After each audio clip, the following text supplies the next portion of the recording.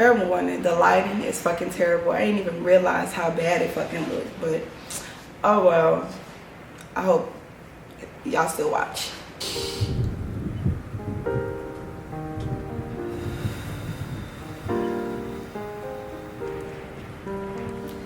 Alright y'all, I'm talking about alright y'all. What's good? Welcome back or welcome to my channel.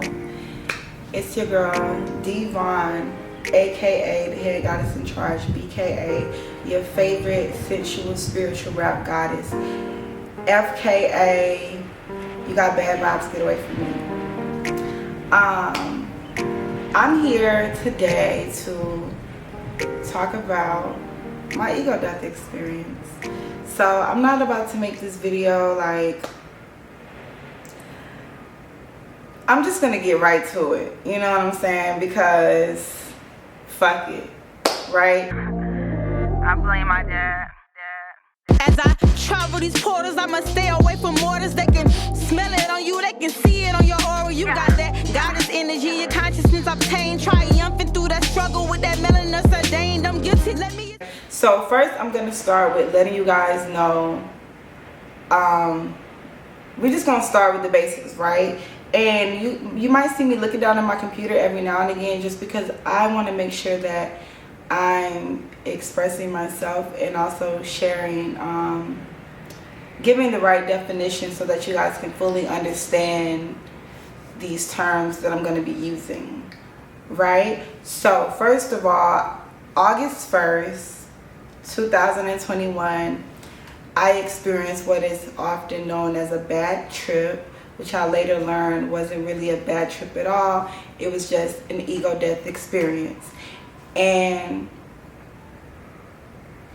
when I tell you guys, it was life-changing. I don't even know where to start, but I'm just gonna get right to it. So we just gonna take it to the basics, right? Webster describes your ego, we're gonna start there, as a person's sense of self-esteem or self-importance. It's the part of the mind that mediates between the conscious and the unconscious and is responsible for really testing and a sense of personal identity. So it's basically how we identify ourselves as, right? So during this process, I took shrooms. That was my psychedelic of choice that led me to having this ego death experience. So I'm just going to start right at the beginning and take you guys through the whole day of what happened to me and also give you guys what I learned from it. And yeah, it's pretty much how we're gonna do this thing. Now first, what I really do want to do, because this is just, we're just gonna get vulnerable and get, you know, into the good shit. I'm gonna read you guys what I wrote 3 days after what happened to me, right? And then I'm gonna tell you guys the whole story. I haven't went back to read this yet, but I feel like this is a good place to start because I didn't really prepare for this video. I just said, you know what, I'm about to just do it. If you guys don't know, I recently released my most recent single called Dancing in the Shadows, and that song was actually inspired by this experience that I'm going to share with you all today. So yeah, so I'm just going to read this journal entry that I wrote, and I wrote this on August 3rd. So on August 1st, 2021, I was resurrected. I died and was reborn as the person I was always intended to be. Life, well, the universe is funny, right? I set intentions to release blockages that were preventing me from stepping into my higher self. And while I may have expected for the ceremony to be pretty, for it to be all rainbows and unicorns, it was actually the complete opposite. Which is why I say the universe is funny like that. Though the point was made, the trip itself was far from pretty, which I guess is the whole point, right?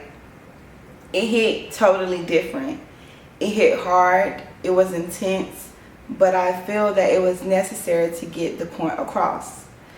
During this process, I referred to the song Bad Trip and the Album Trip by Janae Aiko, which led me to understand fully what I had experienced. I cried. I was confused. I felt trapped. I was hot. I was cold, shedding, dying, burning, isolated, in a daze, while being in a maze. Surrounded by the people that were sent to crucify me. I asked myself, why would I take that long, deep of a trip with people that don't know my heart and people that don't know my soul or my story? Then I realized the whole journey was about feeling isolated in order to convey that message in its entirety. I needed to be surrounded by the enemy, or at least for it to feel like I was surrounded by the enemy. I had no choice but to see it through to the end, because if I was surrounded by people that actually cared about me, then this process, this journey would not have went exactly the way it went, and the point probably would not have been made. It was very ceremonial. I felt trapped between a cycle of both heaven and hell until I could confidently choose to let go and be at peace with the concept. I'm saying concept now, but I put with death, but I literally thought I was gonna die, so I was like, with death. Every stranger around me played a significant role in my crucifixion. I remember hearing words like, and I just wrote a list of words, right? I remember hearing, that's the point, who's going to tell her, just let go, you're bleeding, you're dying, breathe, energy, her energy, you're shrinking the ends of the earth, rap, book, apocalypse, girl next door, I don't know. Asking and exploring cutting my hair, where is home, where am I, and being told that I couldn't go home. Upstairs, downstairs, spirit, hunted, don't leave me, no, you have to leave. And those are words that I remember hearing. I remember feeling warm and comforted, nurtured, protective energy from, so I'm not going to say these, well, do they, whatever, I already publicly thanked them, but I'm not going to say the names of the people who I was with. We just going to get them like some fake ass names, okay? Because I mean, it's not even about, that's not even the point, right? Who they are. But at the end of this, all right, so disclaimer, I ran out of memory while recording this video, and so I paused, took out the memory card, put it in my computer, uploaded the video, one of the videos, put the memory card back in the camera, then deleted what I thought was that video that I uploaded on my computer. It turns out it was actually the wrong video. Therefore, there is like 10 minutes of me talking about the most significant part of that whole experience, and it's gone. So just sitting here reflecting and whining about the fact that I'm not about to re-record that shit, I had a thought. Maybe I just needed to express all of what happened thoroughly for myself. And I feel like sometimes that be the case. Sometimes like everything don't be for everybody. Like it just might be for you. So I'm saying all that to say what I'm gonna do, because I know there were people asking what happened. I'm about to give a quick little rundown of what I said. But when I say quick, there are going to be some very significant parts that I know I talked about that really needs to be shared, that I'm probably not going to, because I'm just not feeling it. And I'm gonna throw this video in there. This video will not have any edits. It's just gonna be everything. If you want to watch it, if you watch it, thank you. If you don't, I get it. So with that being said, the most significant part that I missed out on, that you guys are gonna miss out on, was me talking about from beginning to when homegirl fucking was making me leave, right? So quick little rundown, right? Homegirl hit me up, said, we having a trip party, do you want to come? I said yes. We went. Come to find out, the rest of the people there had already, they planned for this, but they didn't know that she was inviting me, right? So that kind of manifested into my whole experience. So with that being said, like I said, I was on my menstrual. Well, I'm talking about, like I said, y'all don't know. I was on my menstrual, and we took our shrooms with smoothies. They made smoothies. We went out on a balcony and meditated, did yoga, and set our intentions. Then we went down to the pool. I just put my feet in because I was on my menstrual. I wasn't really feeling it. They was really trying to get me to get in the pool, but I just wasn't feeling it. One of the girls was in the lobby area, our lobby area, away from everyone, and they kept going back and forth to her. And what I perceived was that she just wasn't feeling the vibe, right? And so, you know what? I'm not feeling it. I can't do it.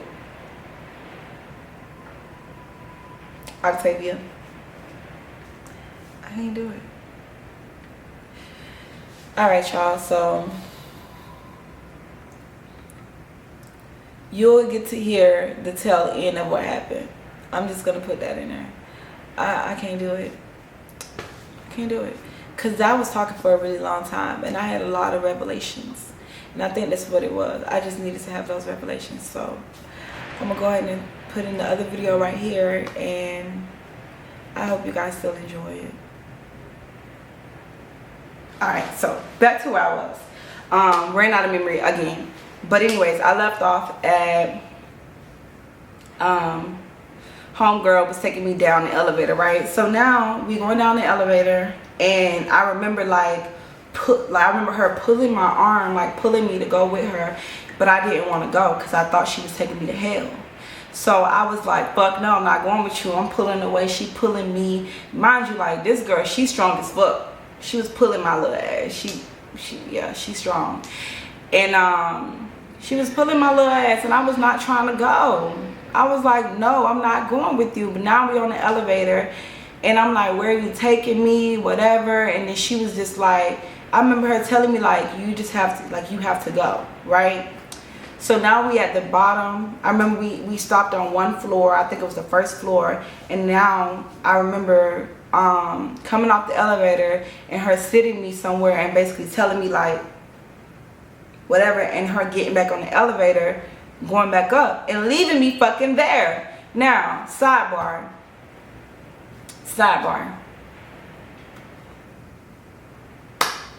Listen, if you ever decide that you want to do any type of psychedelics or anything like that with people, let's please establish that, like, no matter what, right, that you guys will, you know, protect one another, because I wasn't even home and I was still tripping. I was on a fucking psychedelic in this creepy ass fucking warehouse ass loft by myself. By my fucking self. That's why I know it was nothing but God.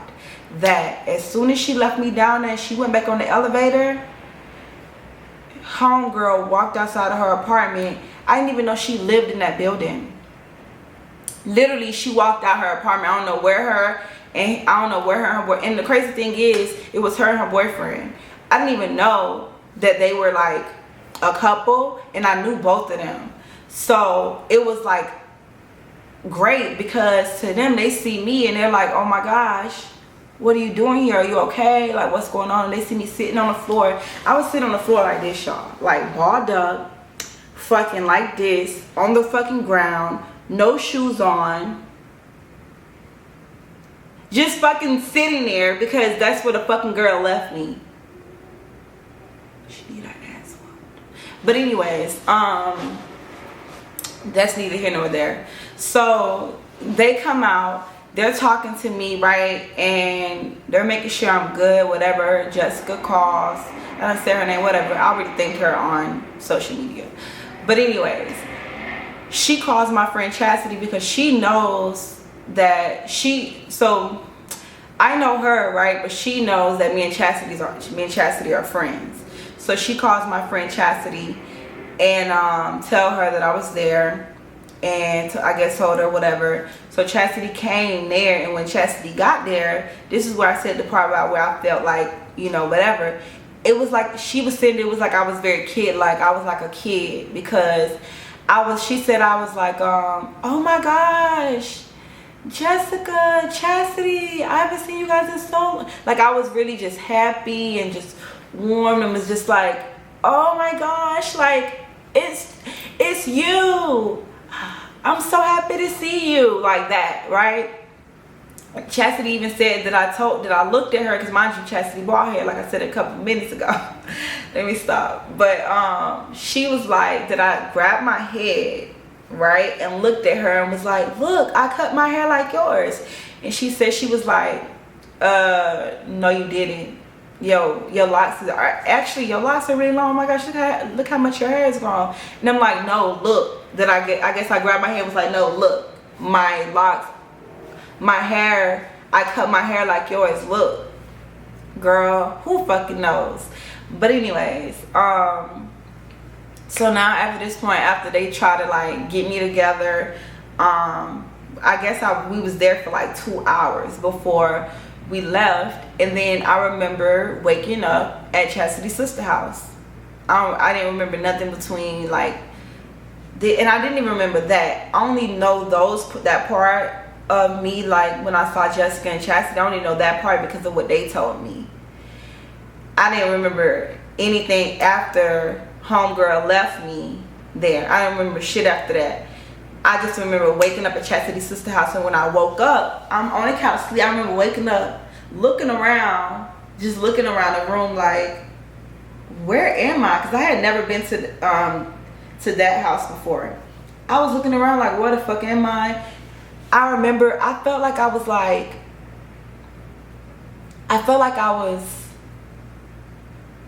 how do I explain this?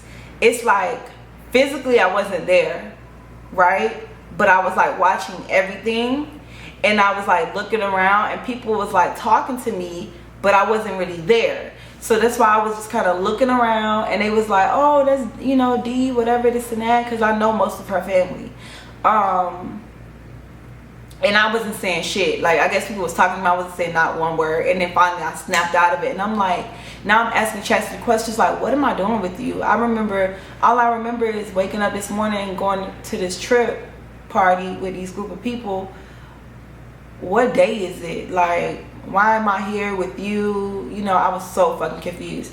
Then she was trying to explain it to me, and I was just like, no, it wasn't making sense. I'm like, what do you mean this? What do you mean whatever? I'm like, no. I was like, am I alive right now? I remember kept saying, somebody fucking pitch me, because Chastity, I haven't seen you in months, first of all. So why today? Like, what am I doing here? Why am I at your sister's house? Where the fuck are my shoes? Where's my stuff? I was so confused. Then she took me in the room. She was like, D, calm down, go take a shower, then we can talk. So she took me in the bathroom. I took a shower. I remember being in the shower just fucking crying like, what the fuck is going on? Get out of the shower, finally snapped out of it. That's when she told me that apparently the girl who I actually knew that was there, because I met her through Chastity. Apparently she called Chastity and was like okay, first of all, Chastity is like a sister to me, right? We're like sisters. Like, even though I might not have known her as long as like maybe that one girl I don't fucking know, but like the shit that me and Chastity have went through it, as long as I've known her and everything that we whatever, her family, like, it's established that it's like I'm like the half sister. That's the thing. Okay, so homegirl was like telling Chastity like, oh, you need to be careful with her, like her energy, she this and that. And Chastity's just like I know D, you know what I'm saying, like whatever. But she was just like trying to, you know, gather what happened, because Chastity was still fucking clueless, didn't know what happened. All she knew is that they said, oh, she was acting like, they said I was acting possessed. That's the word that she used to Chastity. She was acting possessed and telling Chastity she need to be careful around me because she don't know me and blah blah blah, this and that, whatever. So yeah, so then I guess one of the other dudes called Chastity and told her that, yeah, she was doing this and that. She claimed she knew me, but I don't remember meeting her or whatever. Child, boy, bye.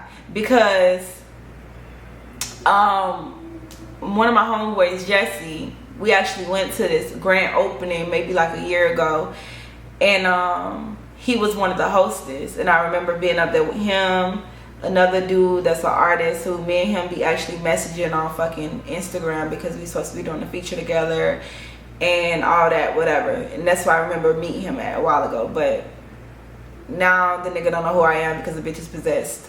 Who cares? Anyway, so he was telling her his perception of what took place. Now I'm just like, wow, you know, because I'm still kind of trying to snap out of it. I'm like, wow, like that's crazy. That's crazy. So then now that I'm fully like conscious, because that was still a process, I ended up explaining to them, you know, what happened. And they was just, you know, now Chastity's sister, like, is like a God-fearing woman. And she was just like, look, she gave me another perception of like what took place. And so that's when I realized, like, okay, part of my experience in that trip was because of who I was around, right? Like, if I would have been around love and this and that, I probably wouldn't have been tripping in the manner that I was. And if they wouldn't have perceived me as an outsider, which they did from jump, because apparently this group of friends had planned to do that, and homegirl invited me. So all of them was already planning to like do this, but they didn't know I was coming. So from the start, everybody was kind of like, what's she doing here? Who invited her? You know what I'm saying? So that's, you know, life is crazy like that. Perception. It's fucking everything. It's crazy how things manifest. But anyway, so yeah, that's pretty much what happened. Then that night, I couldn't even stay home, y'all. I ended up going to go stay somewhere else because I was like, I felt unsafe. Like, I did not feel safe at all. I couldn't sleep in my bed at night by myself. I was fucking scared. I already be hearing shit in here. I was like, nah, I'm good. So then the next day I came back home and I took the whole day. I listened to Trip, that whole album, front to end, just listening to it, just fucking crying, because I'm like, wow, I know what Janae went through, because I went through the same shit, and that album hit so fucking different. I'm like, damn, that's why it really spoke to me when she said, hell is not a certain evil, hell is other people or the lack thereof, or their lack of love. Because I thought I was in hell and I thought I was fucking dying, literally. But it wasn't that I actually was. It was because I was not surrounded by love. So of course anybody would feel like they was in hell. That's why sometimes this fucking earth, our life on this earth, be feeling like we're in fucking hell. So anyways, that's what happened. That's everything. Not only that, y'all wanna know what's crazy? That Friday, after this happened on Sunday, I went to go get my nails done. And two of the girls that was there, and actually it was the one who had the haircut, who I told her that I was like, oh, I've been thinking about cutting my hair. And it was the one girl who I met first of all of them. I was in there getting my nails done. They walked in. I was like, you know, just minding my business, getting my nails done. But I could feel it, you know, when they walk past me. I could feel them like looking, whatever, this and that. I could feel the energy, you know. Energy is very potent. But yeah, so that was kind of interesting. And then I also realized that some of them was like watching my stories after the fact, when I got back on social media, because after this, y'all, I took a break. And ironically, August 1st was the first that I had decided I was going to take a break from social media, and then that happened. And then I took like a month-long break. I didn't get back on social media until like September 3rd or something like that. During that process, I also, August 8th, I went to Atlanta to go make music. That's when I made the song Dancing in the Shadows. And yeah, so that's the story behind the song. That's what happened during my bad trip. These people, I haven't seen or heard from them since. I don't care to. They're blocked. They blocked me. So I blocked them back because ironically, I saw 2 of them still like watching my stories. Like, why? Y'all trying to make sure I'm doing good or not? I don't know. Anyways, yeah, insert evil eye right here. But yeah, so what else? I think that's really it. Now, for like what I learned from this whole situation, I wanted to explain a little bit more. I feel like that story really explained the ego death. If it didn't, yeah. So I'm just gonna explain real quick from what it says here online. So let's see.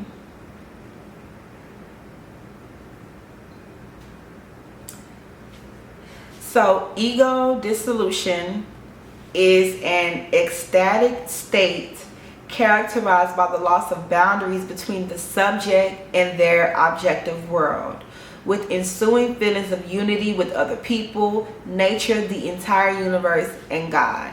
So if you ask me, that's why I've been on this energy of like all gas, no fucking brakes, and been showing up like I have, because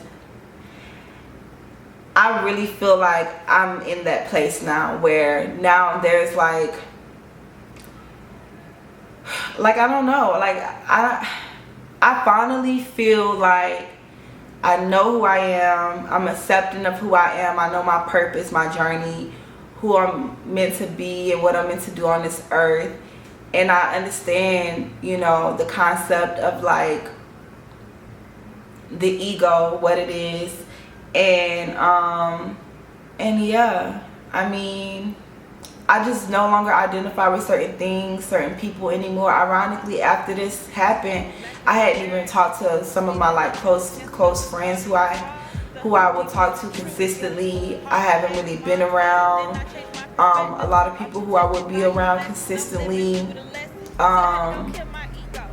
And you know, life has just been looking very different from what it looked like. However, it's all been for a good reason, because now it's up and it's motherfucking stuck. Okay, so if you made it to the end of this long ass video, thank you for watching. You the GOAT.